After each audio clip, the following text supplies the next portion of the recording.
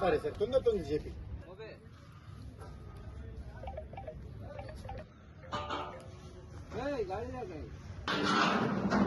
ఓం నమో వెంకటేశ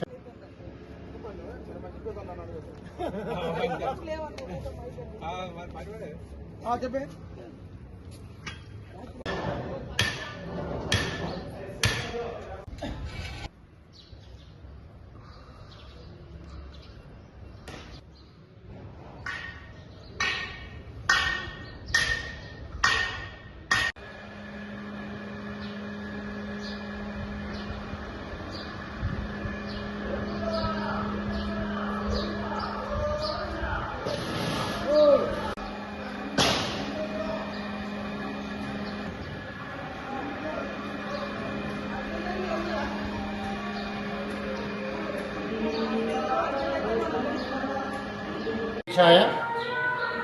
రేపు మన నిర్మల్ దేవరకోట దేవస్థానంలో జరుగు ముక్కోటి ఏకాదశి కార్యక్రమము మొదలవుతున్నది.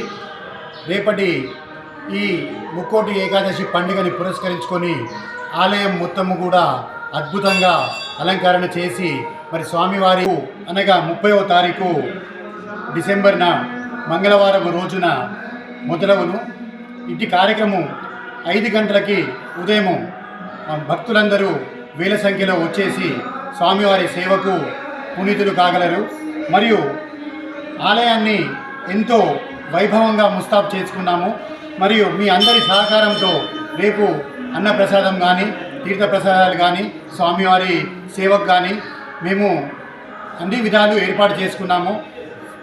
దీనిలో భాగంగా సేవకు మనకు వచ్చిన భక్తులందరూ సేవకు వచ్చిన భక్తులు చాలా ఉత్సాహంగా ఎదురు చూస్తున్నారు. వారి సేవల్ని మరియు ఎలక్ట్రిసిటీ వాళ్ళు, మున్సిపల్ వాళ్ళు, పోలీస్ డిపార్ట్మెంట్ వాళ్ళు సహకరిస్తున్నారు.